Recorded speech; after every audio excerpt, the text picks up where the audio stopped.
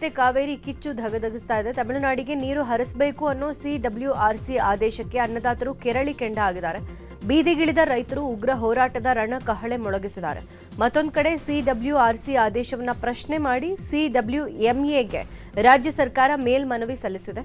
ಹೀಗಾಗಿ ಸಿಡಬ್ಲ್ಯೂಎಂಎ ತುರ್ತು ಸಭೆ ನಡೆಯಲಿದೆ.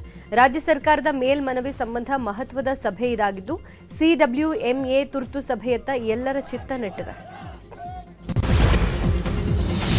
ತಮಿಳುನಾಡಿಗೆ ಕಾವೇರಿ ನೀರು ಬಿಡುವ ಸಿಡಬ್ಲ್ಯೂಆರ್ಸಿ ಆದೇಶಕ್ಕೆ ಬಿಜೆಪಿ ಆಕ್ರೋಶ ವ್ಯಕ್ತಪಡಿಸಿದೆ. ಸಿಡಬ್ಲ್ಯೂಆರ್ಸಿ ಸೂಚನೆ ವಿರುದ್ಧ ನಾಳೆ ಬೃಹತ್ ಪ್ರತಿಭಟನೆಗೆ ಬಿಜೆಪಿ ಕರೆಯನ್ನು ಕೊಟ್ಟಿದೆ.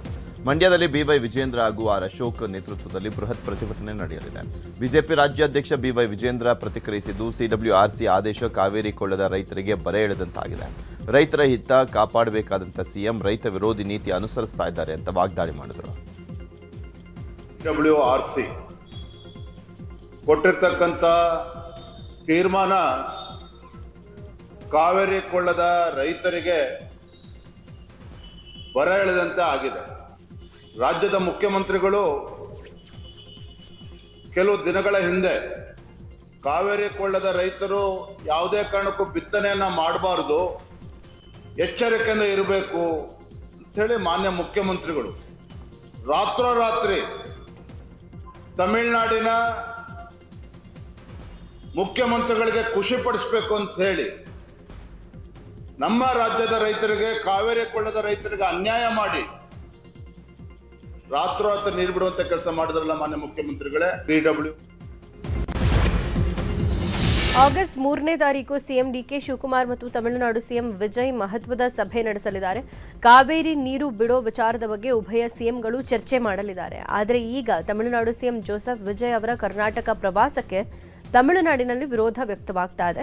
ಕರ್ನಾಟಕಕ್ಕೆ ಹೋಗಬಾರದಂತೆ ಸಿಎಂ ವಿಜಯ್ಗೆ ಒತ್ತಡ ಹೇರಿದ್ದಾರೆ ಎನ್ನಲಾಗಿದೆ. ಇನ್ನೊಂದು ಕಡೆ ಕರುನಾಡಲ್ಲಿ ತೀವ್ರ ವಿರೋಧ ವ್ಯಕ್ತವಾದ ಹಿನ್ನೆಲೆ ಆಗಸ್ಟ್ 3ರಂದು ತಮಿಳುನಾಡು ಸಿಎಂ ವಿಜಯ್ ರಾಜ್ಯಕ್ಕೆ ಬರೋದು ಡೌಟ್ ಅಂತ ಹೇಳಲಾಗ್ತಾ ಇದೆ. ಆಗಸ್ಟ್ 3ರ ಮಧ್ಯಾಹ್ನ 12 ಗಂಟೆಗೆ ನಿಗದಿಯಾಗಿದ್ದ ಮೇಕೆದಾಟು ಯೋಜನೆ ಸಂಬಂಧದ ಸಭೆಗೆ ವರ್ಚುವಲ್ ಆಗಿ ಭಾಗಿಯಾಗಲಿದ್ದಾರೆ ಎನ್ನಲಾಗಿದೆ. ಸಿಡಬ್ಲ್ಯೂಆರ್ಸಿ ಸೂಚನೆಯಂತೆ ತಮಿಳುನಾಡಿಗೆ ಕಾವೇರಿ ನೀರು ಹರಿಸಿದರೆ ಬೆಂಗಳೂರಿಗೆ ಸಂಕಷ್ಟ ಉಂಟಾಗಲಿದೆ. ಕಾವೇರಿ ನದಿಯಿಂದ ನಿತ್ಯ ಬೆಂಗಳೂರಿಗೆ 2225 MLD ನೀರು ಪೂರೈಕೆ ಆಗ್ತಾ ಇದೆ. ಈ ವರ್ಷ ಅಂತ್ಯದವರೆಗೂ ಬೆಂಗಳೂರಿಗೆ 10 TMC ನೀರು ಅಗತ್ಯ ಇದೆ. ಇದರ ಜೊತೆಗೆ ಕಾವೇರಿ ನದಿಯಿಂದ ಮಂಡ್ಯ, ಮೈಸೂರು ಭಾಗಕ್ಕೂ ನೀರು ಸಪ್ಲೈ ಆಗಬೇಕು. ಹೀಗಾಗಿ ತಮಿಳುನಾಡಿಗೆ ನೀರು ಹರಿದರೆ ಬೆಂಗಳೂರಿಗೆ ಜಲಗಂಡಾಂತರ ಗ್ಯಾರಂಟಿ ಅಂತ ತಜ್ಞರು ಹೇಳಿದ್ದಾರೆ. ನೀರು ಕೊರತೆ ಆದರೆ ವಾರಕ್ಕೆ 1 ದಿನ ಮಾತ್ರ ಬೆಂಗಳೂರಿಗೆ ನೀರು ಪೂರೈಕೆ ಆಗುವಂತ ಸಾಧ್ಯತೆ ಇದೆ. ಹೀಗಾಗಿ ತಮಿಳುನಾಡಿಗೆ ನೀರು ಹರಿಸದಂತೆ ಸರ್ಕಾರದ ಮೇಲೆ ಒತ್ತಡ ಹೆಚ್ಚಾಗಿದೆ. ಸದ್ಯಕ್ಕೆ ಕಾವೇರಿ ನೀರಿನ ಸಮಸ್ಯೆ ಇಲ್ಲ ಅಂತ ಜಲಮಂಡಳಿ ಅಧ್ಯಕ್ಷೆ ಡಾಕ್ಟರ್ ಮಂಜುಳಾ ಮಾಹಿತಿಯನ್ನು ಕೊಟ್ಟಿದ್ದಾರೆ. ಬೆಂಗಳೂರಿಗೆ ಕುಡಿಯುವ ನೀರಿಗೆ ಯಾವುದೇ ಸಮಸ್ಯೆ ಆಗದಂತೆ ನೋಡಿಕೊಳ್ತೀವಿ.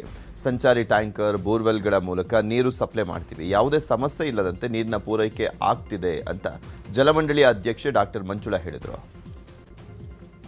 ನಲ್ಲಿ ನಮಗೆ ಅಷ್ಟೊಂದು ಒಂದು 7-8 ತಿಂಗಳವರೆಗೆ ಸಮಸ್ಯೆ ಆಗೋದಿಲ್ಲ.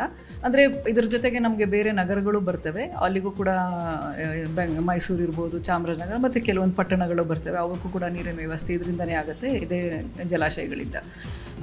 ಈಗ ನಾವೇನು ಮಾಡ್ತಾ ಇದ್ದೀವಿ ಅಂದರೆ ಇನ್ನು ನಮ್ಮ ಫೋರ್ಕಾಸ್ಟ್ ಪ್ರಕಾರ ಇನ್ನೂ ಮಳೆ ಬರುವಂಥ ಮಾಡ್ರೇಟ್ ರೈನ್ಫಾಲ್ ಇದೆ ಅಂತ ಹೇಳ್ತಾ ಇದ್ದಾರೆ. ನೋಡಬೇಕು ಅದು ಹೇಗೆ ಪರಿಣಮಿಸುತ್ತೆ ಅಂತ ಹೇಳಿ. ಬಟ್ ನಾವು ಸ್ವಲ್ಪ ಸಿದ್ಧತೆಗಳನ್ನ ಮಾಡ್ಕೊಂಡಿದ್ದೀವಿ. ಅಂತಂದರೆ ಜನರಿಗೆ ಇಮಿಡಿಯೇಟಾಗಿ ಏನಾದ್ರು ಶಾರ್ಟೇಜ್ ಆದರೆ ಟ್ಯಾಂಕರ್ ಮೂಲಕ ಒದಗಿಸುವಂಥದ್ದು ವ್ಯವಸ್ಥೆ ಇದೆ. ಸಂಚಾರಿ ಕಾವೇರಿ ಅಂತ ಹೇಳಿ ಎಲ್ಲರಿಗೂ ಗೊತ್ತಿದೆ ಇದು ವಿಷಯ. ಅದ್ರ ಜೊತೆಗೆ ಅದ್ರಲ್ಲಿ ಏನು ಮಾಡಿದ್ದೀವಿ ಅಂದರೆ ನಮ್ಮ ಟ್ಯಾಂಕರು ಅಳವಡಿಸ್ಕೊಂಡಿದ್ದೀವಿ. ಜೊತೆಯಲ್ಲಿ ಖಾಸಗಿ ಟ್ಯಾಂಕರ್ಗಳನ್ನು ಕೂಡ ಎಂಪ್ಯಾನಲ್ ಮಾಡ್ಕೊಂಡು ಅವ್ರಿಗೂ ಕೂಡ ನಾವು. ತಮಿಳುನಾಡಿಗೆ ನೀರು ಬಿಡೋಕೆ ಸಿಡಬ್ಲ್ಯೂಆರ್ಸಿ ಆದೇಶ ವಿಚಾರಕ್ಕೆ ಸಂಬಂಧಪಟ್ಟಂತೆ ಸಂಸದ ಡಾಕ್ಟರ್ ಸಿಎನ್ ಮಂಜುನಾಥ್ ಪ್ರತಿಕ್ರಿಯೆ ಕೊಟ್ಟಿದ್ದಾರೆ. ಕರ್ನಾಟಕದಲ್ಲಿ ಬರ ಪರಿಸ್ಥಿತಿ ಇದೆ, ನಮ್ಮ ನಿರೀಕ್ಷೆ ಮಟ್ಟದಲ್ಲಿ ಮಳೆ ಆಗಿಲ್ಲ. ಕಾವೇರಿ ಬೇಸ್ನಲ್ಲಿರೋ ಎಲ್ಲಾ ಡ್ಯಾಂಗಳಲ್ಲೂ ನೀರು ಕಡಿಮೆ ಇದೆ. ಇಂಥ ಸಂದರ್ಭದಲ್ಲಿ ತಮಿಳುನಾಡಿಗೆ ನೀರು ಬಿಡೋಕೆ ಹೇಳ್ತಾ ಇದ್ದಾರೆ. ಇದನ್ನು ಅವರು ಪುನರ್ ಪರಿಶೀಲನೆ ಮಾಡಲೇಬೇಕು ಅಂತ ಹೇಳಿದ್ರು.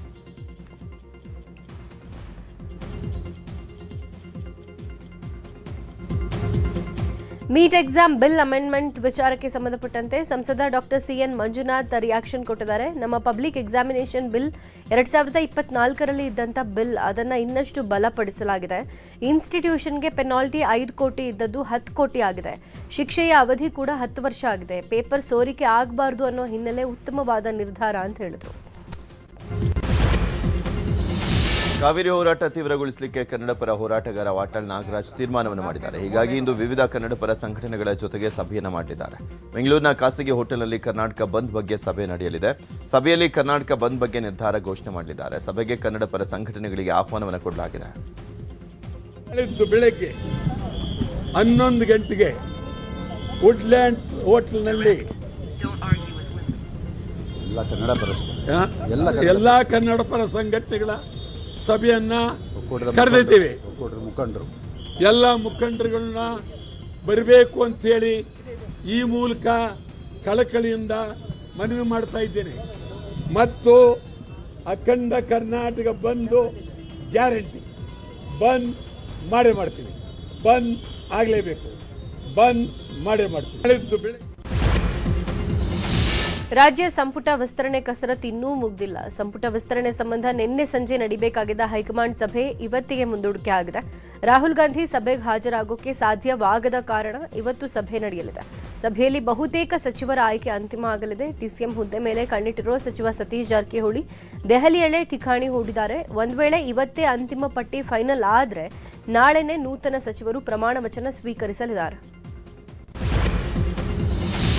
ದೆಹಲಿಯಲ್ಲಿ ಸಂಪುಟ ವಿಸ್ತರಣೆ ಕಸರತ್ತು ಜೋರಾಗಿದೆ. ಮತ್ತೊಂದು ಕಡೆ ನೂತನ ಸಚಿವರ ಪದಗ್ರಹಣಕ್ಕೆ ಸಿದ್ಧತೆ ಮಾಡಿಕೊಳ್ಳಲಾಗಿದೆ.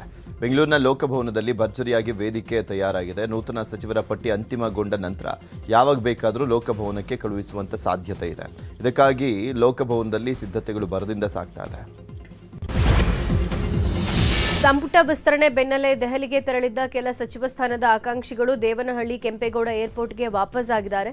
ನಿನ್ನೆ ದೆಹಲಿಯಿಂದ ಬೆಂಗಳೂರಿಗೆ ರೋಣ ಶಾಸಕ ಜಿಎಸ್ ಪಾಟೀಲ್ ಆಗಮಿಸಿದ್ರು. ಇದೇ ವೇಳೆ ಮಾತನಾಡಿದ ಪಾಟೀಲ್, ಸಚಿವ ಸಂಪುಟ ವಿಸ್ತರಣೆಗೆ ಸರ್ಕಸ್ ಆಗ್ತಾ ಇದೆ. ಲೋಕಸಭೆ ಅಧಿವೇಶನ ಇರೋದ್ರಿಂದ ನಮ್ಮ ನಾಯಕರಿಗೆ ಟೈಮೂ ಇಲ್ಲ. ಎಷ್ಟು ಬಾರಿ ಶಾಸಕರಾಗಿದ್ದಾರೆ ಅನ್ನೋ ವಿಚಾರ ನೋಡಿ ಆಯ್ಕೆ ಮಾಡ್ತಾರೆ ಅಂತ ಹೇಳಿದ್ರು. ವಿಶೇಷವಾಗಿ ನಮ್ಮ ನಾಯಕರಿಗೆ ಅಲ್ಲಿ ಲೋಕಸಭಾ ನಡೆದ ವಿಚಾರದಲ್ಲಿ ಅವ್ರಿಗೆ ಟೈಮ್ ಇಲ್ಲ. ಮತ್ತು ಇವತ್ತು ಕೂಡ ಕೊನೆ ಮೀಟಿಂಗ್ ಮಾಡ್ಬೇಕಂತಿತ್ತು. ಬಹುಶಃ ಅದು ಕೂಡ ಮುಂದೋಗಿತ್ತು. ನಾಳೆಗೆ ಸೇರುವಂತ ಲಕ್ಷಣ ನಾವು ನಾಳೆ ಸೇರಿದ ಫೈನಲ್ ಮಾಡಿ ಕಳಿಸ್ತಾರೆ. ಸಚಿವ ಸಂಪುಟದ ವಿಸ್ತರಣೆ ಯಾರ ಆಕಾಂಕ್ಷಿಗಳು ಇರ್ತಾರೆ, ಅವರ ಸ್ಥಿತಿಗತಿ, ಪಕ್ಷದ ಜೊತೆ ಇರ್ತಕ್ಕಂಥ ಒಡನಾಟ, ಎಷ್ಟು ಬಾರಿ ಅವರು ಶಾಸಕರಾಗಿರ್ತಾರೆ, ಇದೆಲ್ಲ ವಿಚಾರ ಮಾಡಿ ಆಯ್ಕೆ ಮಾಡ್ತಾರೆ. ದೆಹಲಿಯಲ್ಲಿ ರಾಜ್ಯ ಸಚಿವ ಸಂಪುಟ ವಿಸ್ತರಣೆ ಕಸರತ್ತು ನಡೀತಾ ಇದೆ. ಈ ಮಧ್ಯೆ ದೆಹಲಿಯಿಂದ ಮಾಜಿ ಸಚಿವ ಜಮೀರ್ ಅಹಮದ್ ಟೆನ್ಷನ್ ಅಲ್ಲೇ ಬೆಂಗಳೂರಿಗೆ ವಾಪಸ್ ಆದರು. ಕೆಂಪೇಗೌಡ ವಿಮಾನ ನಿಲ್ದಾಣದಲ್ಲಿ ಯಾವುದೇ ಪ್ರತಿಕ್ರಿಯೆ ಕೊಡದೆ ಹೋಗಿದ್ದಾರೆ. ಹೀಗಾಗಿ ಜಮೀರ್ ಅಹಮದ್ಗೆ ಸಚಿವ ಸ್ಥಾನ ಕೈ ತಪ್ಪಿದ್ಯಾ ಅನ್ನುವಂಥ ಅನುಮಾನ ಶುರುವಾಗಿದೆ.